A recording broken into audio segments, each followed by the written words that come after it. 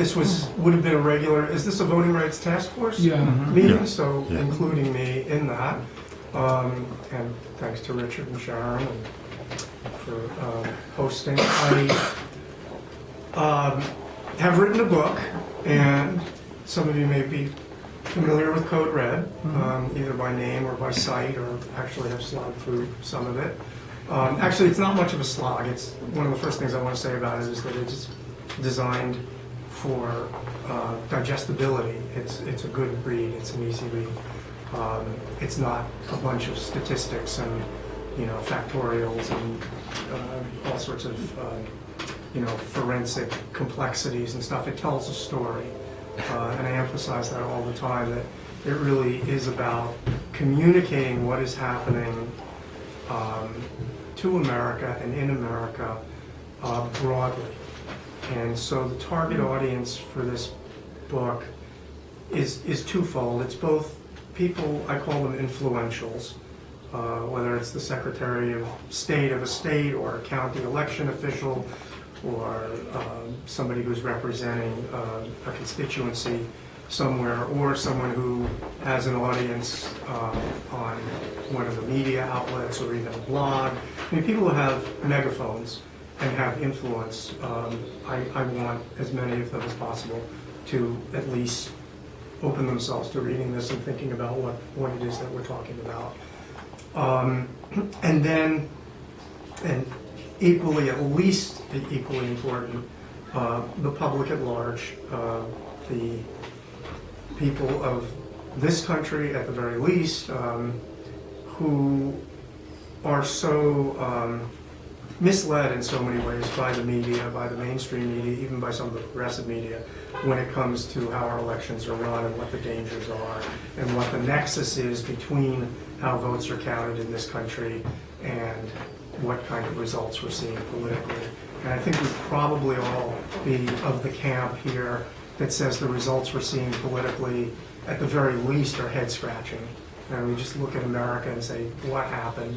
I understand there's a big, sort of middle America, and there's a lot of red America, but everybody's been telling us that the demographics, the Roy Teixeira book, and et cetera, the demographics are clearly trending towards the progressives, towards the Democrats, towards fairer income distribution, more equitable policies, et cetera, et cetera. And we're not seeing that reflected in the selection of our representatives and our leaders. We're seeing just the opposite. At this time, the Republicans are more in control of both the federal and the state apparatus of government than they have been at any time since the presidency of Herbert Hoover. This just doesn't fit. And so it doesn't fit the way Americans vote when they're asked to vote about specific issues, as we're going to take a look at in the 2014 election. It doesn't fit public opinion polling. It doesn't fit a lot of what we know about the electorate itself. And some of that, the reflex tendency with the media and the Democrats and the pundits is to explain that away by referencing gerrymandering and voter suppression and big money, Citizens United. And when you look at all those things, and I admit that no exhaustive research has been done, and it's not easy to do this kind of research, but when you just look at those things reasonably, even on a broad brush level, it becomes clear that none of those things all of those things all put together fall short of explaining what's happening in terms of electoral results in this country. And so what we're looking at is, the attributable to Joseph Stalin, that it's not who votes that counts, it's who counts the votes. And, well, it's been attributed to him, but loosely attributed to him, and it wouldn't have been surprising at all. And it's certainly true that modern day dominionists, those who would hold power and not relinquish power, proto-totalitarians and fascists probably learned lessons from the past. They've learned how you take over a country, and make it stick. No goose stepping, no torchlight parades, more just the boring infrastructural process, especially in a place like America, which is, on the one hand, this established and somewhat actually sclerotic democracy that is so vulnerable to this kind of infrastructural takeover. Sclerotic, getting creaky in the joints, it's old in many ways. And old, by old I mean that we have a tendency to coast and take it for granted. It's been very difficult to rouse people. Occupy was one example, but we all know how quickly that was disposed of. It's not a storm the Bastille kind of country, and it is a country that relies very much on what Fox News or CNN or some mixture of consolidated media tells them. And frankly, unless something, you can have all the blogs in the world talking about this, that, and the other thing, unless that gets endorsed by the New York Times or endorsed by a network or whatever, it's a wildlife conspiracy theory. It's to be, pretty much discounted and written off. So it's a difficult country to, think about rising up and taking action and all that, and nonetheless, that's what we have to do.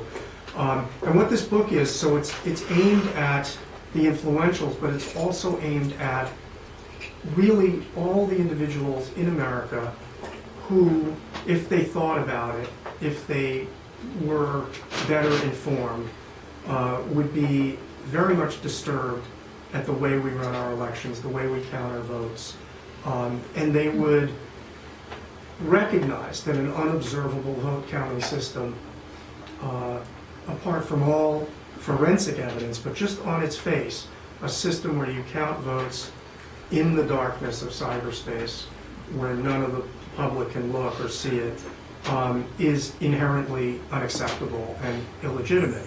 And it's getting people to think about this, to focus on it, to come together and connect about it, and make those connections that are so critical with each other in community, whether that means staging an actual physical protest, or it means assembling at a representative's office, or going down, for instance, to the polling place and surrounding an op stand in a ring and saying, we want to see those ballots. We know that under this current law we have no right to see those ballots. We don't care.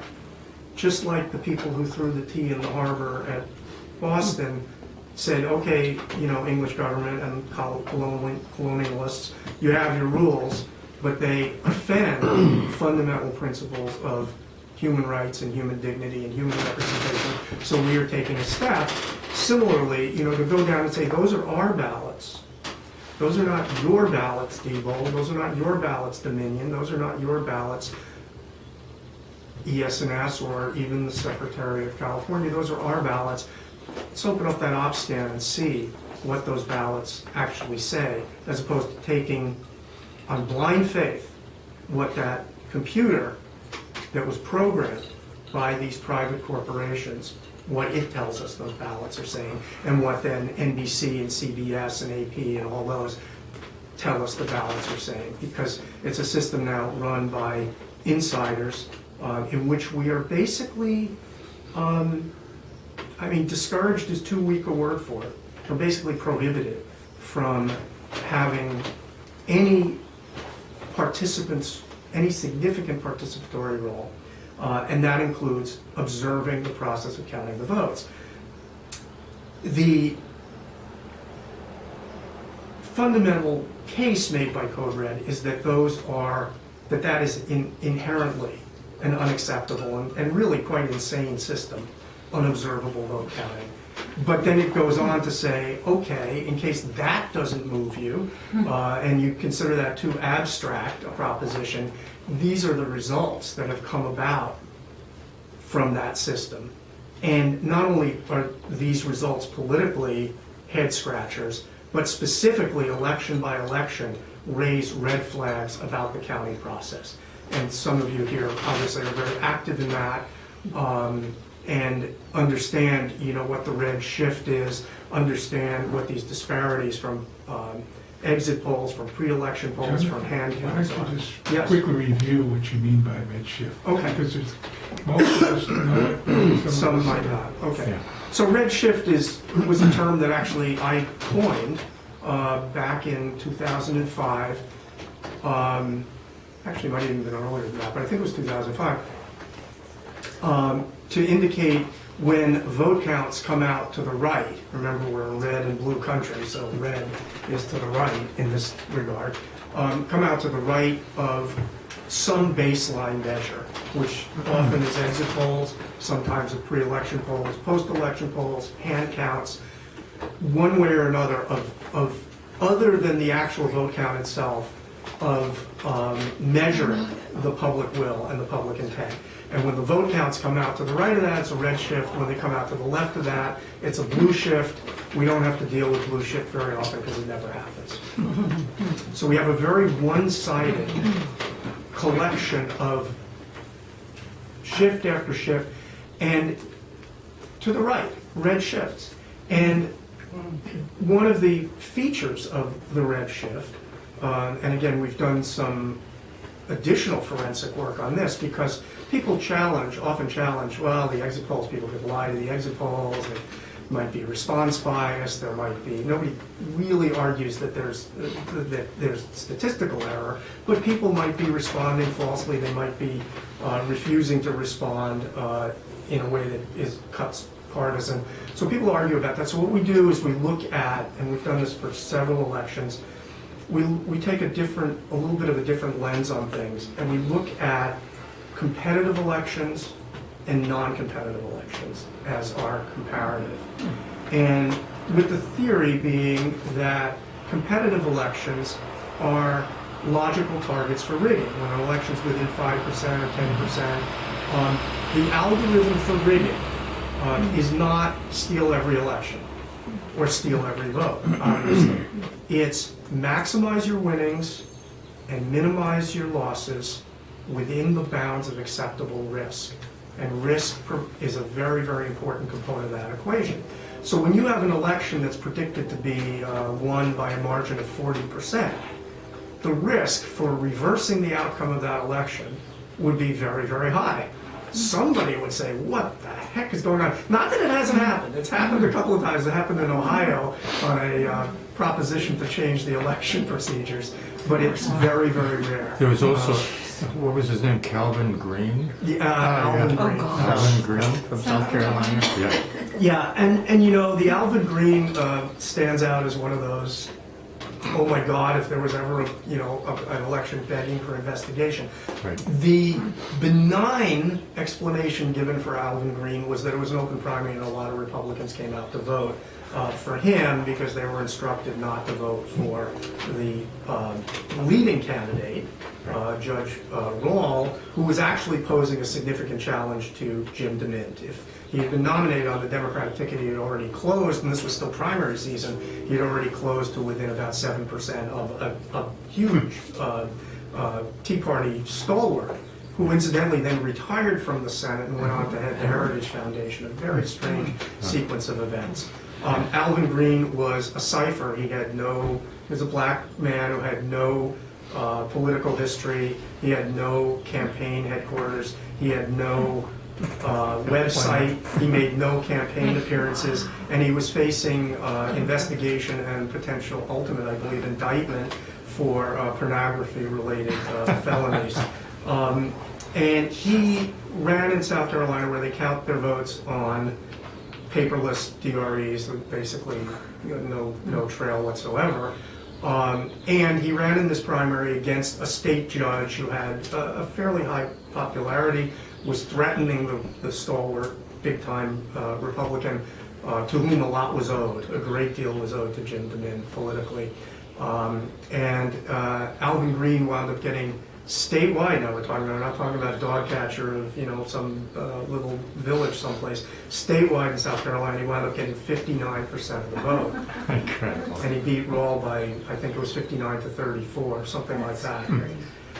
And there was an investigation, and Rawl brought a challenge. I was working with his campaign manager, and he brought a challenge before the state Democratic committee, which had original jurisdiction because it was a primary.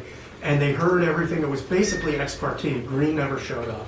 All this evidence was presented. A lot of election integrity people went down there with affidavits or, presented evidence. It was favorably received. They went into closed session and voted something like 56-10 to shut down the investigation, and that was the end of that. So again, there could have been a benign explanation. Almost all of these situations where we come up with these red flags, somebody is going to be able to come up with some benign hypothesis about how it got there. If it were just one or two, you might extend the benefit of the doubt. Because it's literally dozens and dozens, it gets harder and harder to do. And then the other point is that the burden of proof, we're being asked effectively to prove absolutely, beyond a reasonable doubt, and we're not being given access to any of the hard evidence, which is the memory cards, the actual ballots, the corporate correspondence, the code on those cards, et cetera, et cetera. So we're doing it with indirect methods and circumstantial evidence, which would certainly be enough to go before a grand jury and get this system indicted and investigated. Absolutely more than meets that standard. But that's, again, the system is almost irrebuttable presumption of innocence. We want this system to be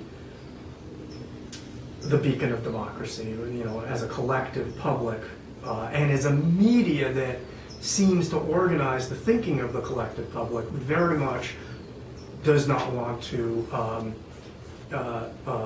rock the boat on this and shed a light. So it does raise the burden of proof to ridiculous levels given the evidence available, but there's certainly a lot of evidence, and Code Red goes through it.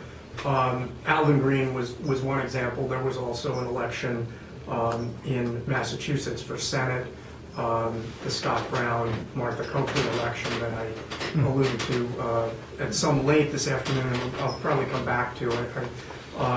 That was also very egregious, and there were others. Election 2004 was egregious, 2006 was egregious in terms of the degree of the red shift, just way beyond any statistical expectations.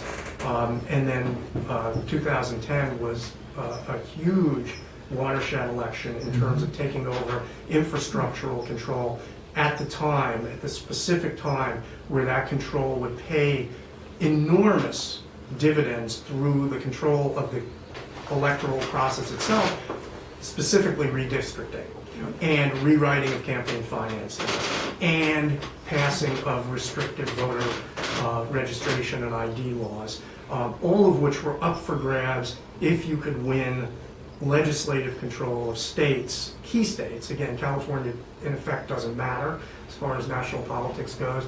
But Wisconsin and Ohio and Michigan and Virginia and Florida, et cetera, those states really matter. They're part of that equation. And that's where this control was taken. So in a way, in California, you kind of live in Shangri-La relative to what's happening, in the rest of the country. California's been relatively well managed, and it has has listened to the input from people here, for instance, is somewhat receptive to that. But I think you'd have a harder time selling Scott Walker on some of your legislative ideas and administrative ideas. Same with Rick Scott in Florida, et cetera, et cetera. So, and the same even with some Democratic states. States like Pennsylvania and New York are very, very retrograde in terms of their equipment and the way they run elections. Very much, fiefdoms, and they don't want to be disturbed.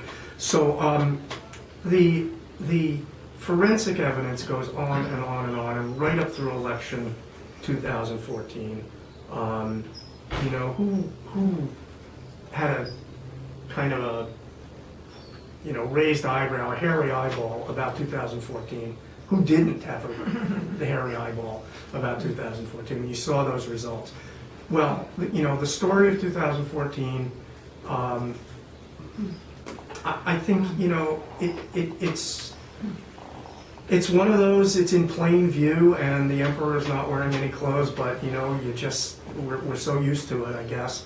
The congressional approval rating going into 2014 was at best, 10%. I mean, Rasmussen had it at 8%. Rasmussen is a Republican, very strongly leaning Republican pollster, and they had it at 8%. Now, you could say, well, that could be Democrats hating Congress. No. Congressional approval rating was sitting around 20 or 30%. Not great, but that's, pretty normal for this country. We're always dumping on Congress, but it was up in the 20s and 30s throughout, all the way up through the election of 2010, when the Republicans took over the House.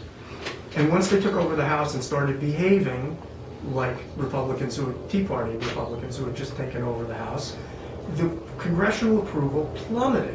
And so by the spring of 2011, when they had a chance to sort of show their cards and play their hand, the congressional approval was in the single digits, and it has remained there ever since. And going into 2014, it was at some of its lowest levels ever. At some places it was measured at 4%, was I think the bottom out, 6%. Now, it's hard to get 6% approval for anything. I mean, I think Adolf Hitler, if you went out with Adolf Hitler, he'd get higher approval than the American Congress. Yeah, Saddam Hussein got higher approval than the American Congress.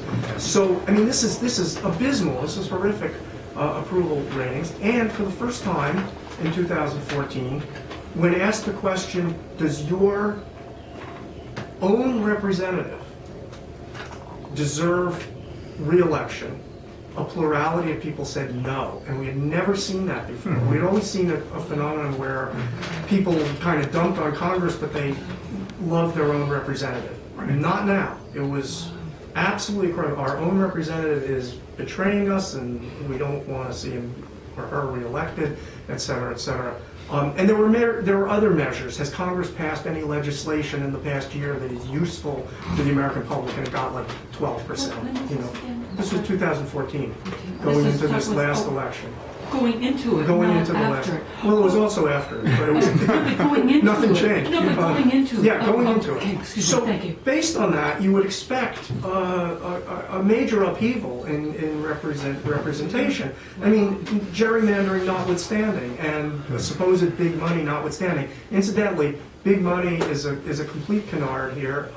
The way the money is spent may be an issue, but the fact is the Democrats and Republicans spent about the same amount on election 2014. They were both obscene. They were within about, $1 billion of each other. It was very close. It was very, very close. It was within 2% of each other, the expenditure levels. You might say the Democrats didn't spend it well. That's possible. But in terms of big money, that was not the issue. Gerrymandering accounts for some, but not all. It doesn't account for the red shift, which we saw in spades. It doesn't account for the Senate elections, because they're not gerrymandered. And we saw big red shift in the Senate elections and the gubernatorial elections. That's all in code red. None of that is accounted for by gerrymandering. And voter restrictions are, again, that helps, but it only accounts for a part of this absolutely bizarre set of results. And the bizarre results are underlined by the fact that there were 222 incumbent Republican representatives in the House of Representatives, and the Congress had call it a 6% approval rating, 89% disapproval rating, that was rooted in outrage at the obstructionism of this Congress, because it kicked in after the Republicans took over. So of those 222, and don't answer people who got the answer this afternoon, no peeking.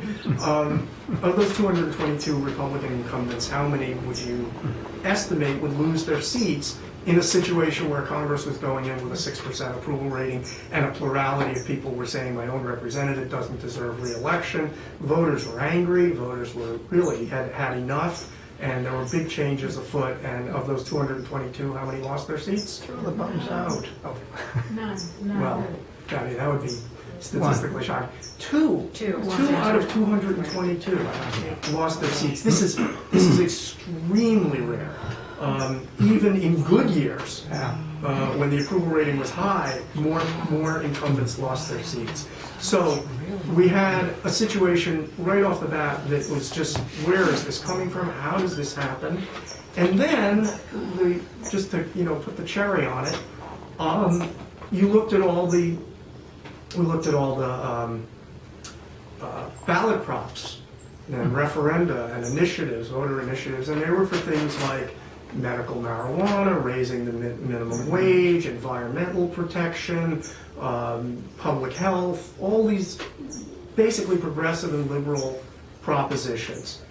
And many of them, including in red states, including in places where you probably wouldn't expect it, won by large margins. I have this tabled in Code Red. I think the average margin of victory for these propositions that won was about 25%. So big victories. What that means is those victories were too big to rig. I mean, too big to overcome the rig. So they were left alone, even if the inclination wouldn't have. I mean, my sense is Rove's plan. It doesn't have to do with picking off this or that little issue here or there. It's about establishing a permanent Republican majority. I mean, he's enunciated that plan. So the inclination to waste time or take risk rigging these specific things that can eventually be plowed under anyway, many of them, probably not all that great. But the margins were really big too, so you couldn't really rig them without taking a big risk. Whereas these candidates, were winning by small margins. And so we saw, John Nichols came out right after the election. This was very typical of the punditry. Came out and said, I think I actually want to read this if I can dig this out, because it's just, he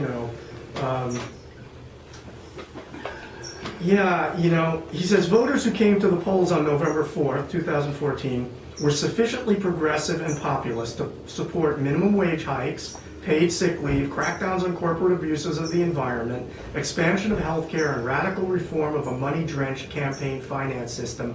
They just didn't elect Democrats. Close quote. Must be all Obama's fault. And Nichols was satisfied with that. That's where we're at. This guy's writing for The Nation. He's on our side theoretically, and was satisfied with that explanation. They just didn't elect Democrats. Move on. But there is obviously a tremendous tension there, and you say to yourself, well, if the problem was, as the pundits said, that Democratic turnout was so low, who in God's name was voting for paid medical leave, marijuana, environmental protection, et cetera, et cetera? Where were these voters coming from? They seem to be at the polls voting for these things, but they weren't voting for Democratic representatives to Congress or state legislatures. End result, Republicans have a very strong hold on Congress. There are reasons why their hold on the Senate will not be challenged anytime soon that are based on the purpose of the Senate. The Senate was supposed to be an anti-democratic institution, and after all those years of the Solid South, it's reasserting itself as a Republican stronghold. Half the population of this country is represented by 18 senators. The other half is represented by 82 senators, and they come from the red states. One of the reasons why Karl Rove probably hasn't